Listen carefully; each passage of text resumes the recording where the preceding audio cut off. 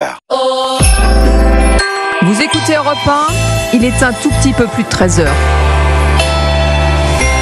Europe 1 13h. 13h, 14h. Céline Géraud. Bonjour à tous, ravi de vous retrouver au sommaire de ce journal. Un gouvernement avant Noël, peut-être même dès ce week-end. Le Premier ministre veut accélérer, mais avec qui ? La gauche menace déjà de le censurer, la droite demande des garanties. Décryptage avec le service politique d'Europe 1. Au même moment, Emmanuel Macron face à la détresse et à la colère des Mahorais, 6 jours après le passage du cyclone Chido, une loi spéciale pour accélérer la reconstruction de l'archipel et une réunion de crise interministérielle ce matin. Tous les détails dans quelques instants. L'actualité, c'est aussi plus de 4 ans après l'assassinat de Samuel Paty, la cour d'assises spéciale de Paris qui rend son verdict ce soir.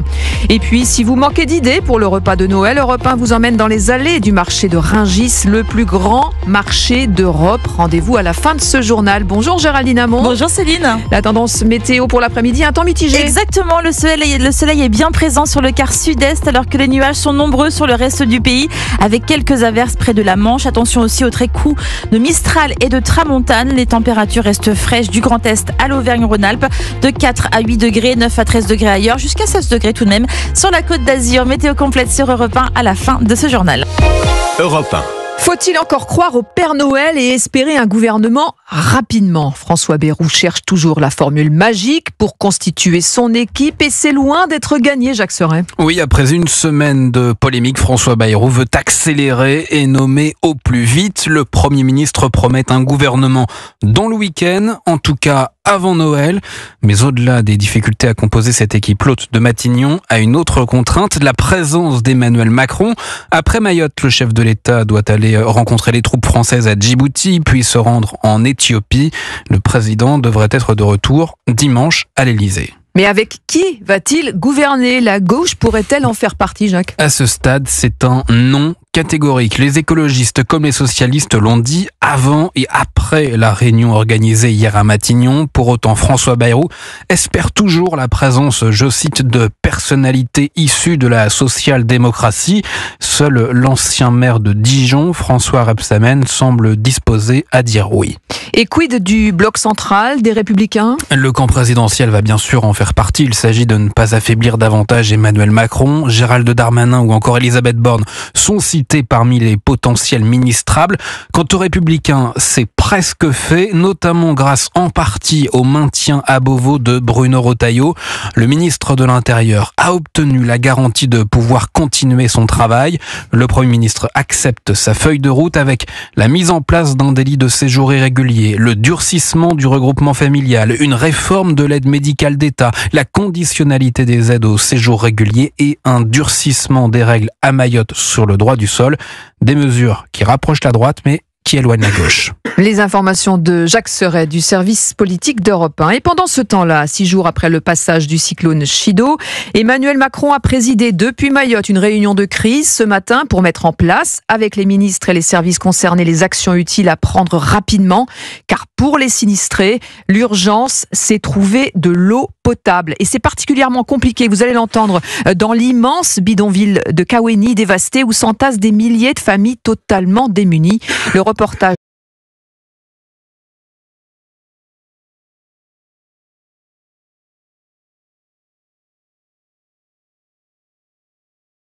de l'envoyé spécial d'Europe 1, Wilfried de Villers. Deux jerrycans vides à la main, son visage d'adolescent tiré par la fatigue, Youssouf cherche de l'eau. Il vient de finir sa réserve. Il n'y a plus d'eau, il n'y a même pas de rivière. Donc c'est pas tous les jours que je bois de l'eau. C'est pas tous les jours, c'est aujourd'hui que je bois de l'eau et c'est à cause de la pluie. Quelques minutes de pluie providentielle pour les habitants du bidonville. Au creux d'un vallon, le ruissellement de la pluie forme un filet d'eau suffisant pour qu'Amina lave ses vêtements et boive quelques gorgées. On n'a pas le choix. On la boit cette eau-là et même si elle est un peu boueuse, on essaie de la filtrer comme on peut. De toute façon, si on ne fait pas ça, on va mourir. De l'eau saumâtre, malodorante, son voisin Ibrahim préfère redescendre descendre des hauteurs du bidonville. En bas, les habitants ont creusé un trou. Il y a une source là-bas où il y a un grand trou, mais là, même le lot il est là-dedans, là, il n'est pas clair, on ne le voit pas. Je vais boire, je n'ai pas le choix. Et cette eau-là, normalement, t'es pas malade, quoi. Tu sais que c'est ok. Pour l'instant, je ne suis pas malade, mais je ne sais pas qu'est-ce qu'elle va arriver après. Potable ou non, Ibrahim repart avec des bidons remplis d'eau. La route est longue jusqu'à sa case. Kaweni, Wilfried de Villers, Europe 1.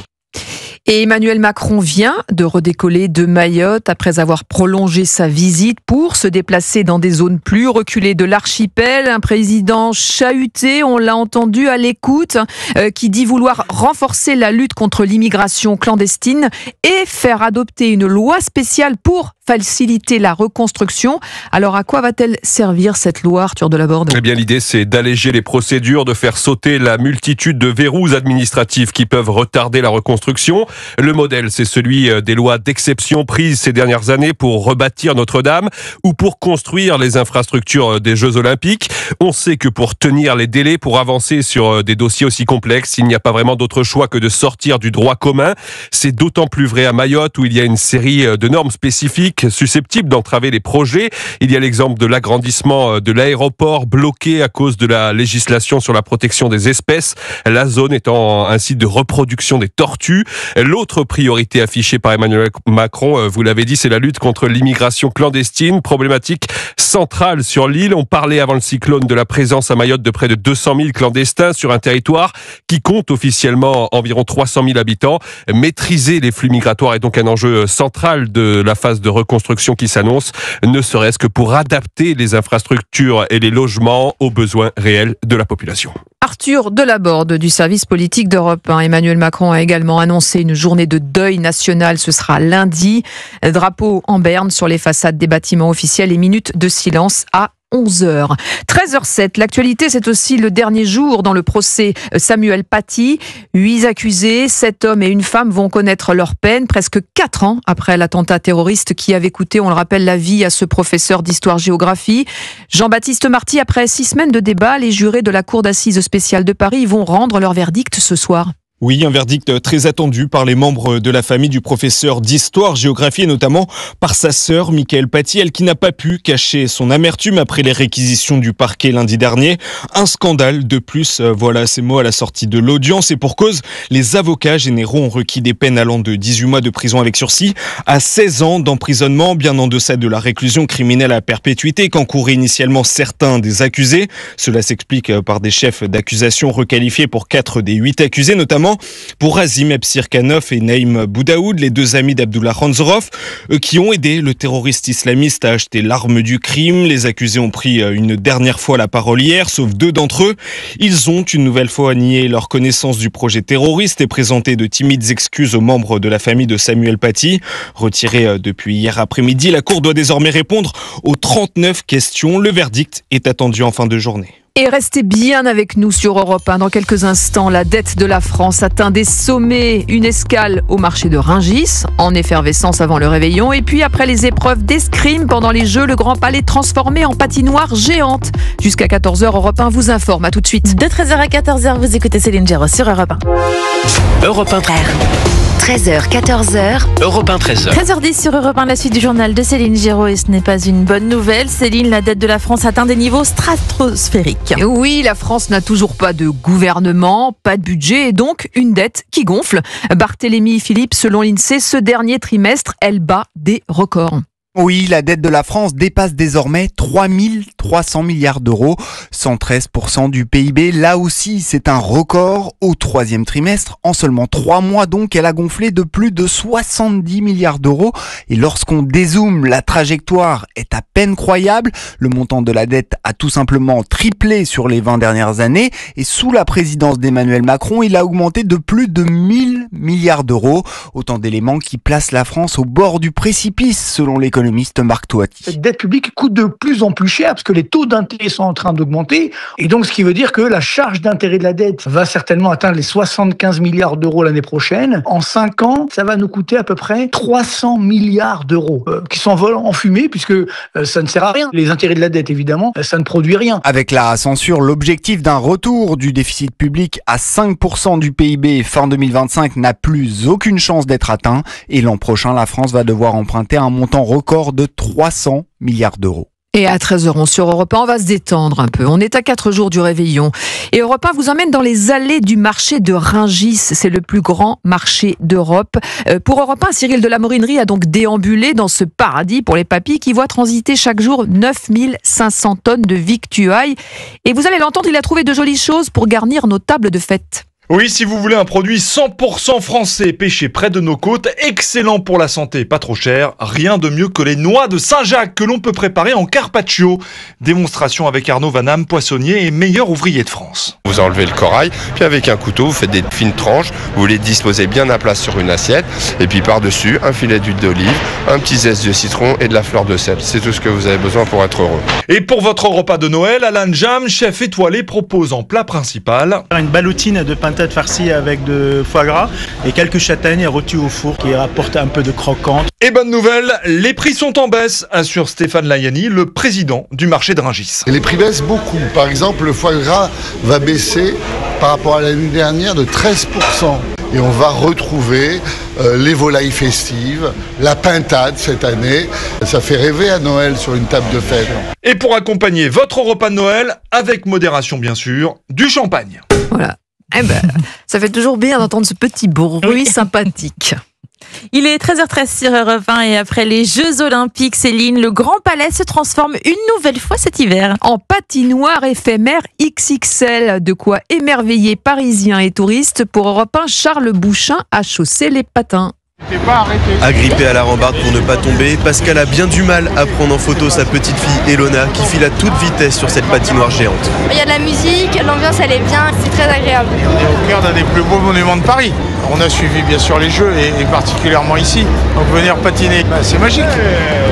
Sous l'immense verrière parisienne, pas facile de se frayer un chemin, mais tous ici patinent dans la bonne humeur, comme l'explique Julien, Montpelliérain, venu à Paris pour les fêtes. Tout le monde est là, rigole, s'éclate et c'est cool. Tout le monde rigole. Sauf peut-être sa sœur, Perrine. C'est la première fois que je fais du patin glace. C'est très drôle. C'est très dur. Pour accueillir les 3000 personnes sur la plus grande patinoire intérieure du monde, il a fallu une semaine de construction. Olivier Moret, responsable du Grand Palais des Glaces. On tend 350 km de tuyaux dans lequel coule de l'eau glycolée qui est à moins 20 degrés. Et en arrosant des tuyaux glacés, ça devient de la glace. Une boule à facettes est posée au centre de la patinoire et le soir, le Grand Palais se transforme en boîte de nuit sur glace. Mais c'est ouvert jusqu'au 8 janvier, 25 € pour les adultes, 15 € pour les enfants. 13h14, on fait un point sur les marchés. Retrouvez Rendez-vous Bourse avec Fortunéo. Fortunéo, j'aime ma banque. Et avec vous, Didier Hameau de boursier.com, ça chute. Ah oui, c'est pas beau, hein, c'est pas la fête. La bourse de Paris perd encore 1,2%, 7205 points.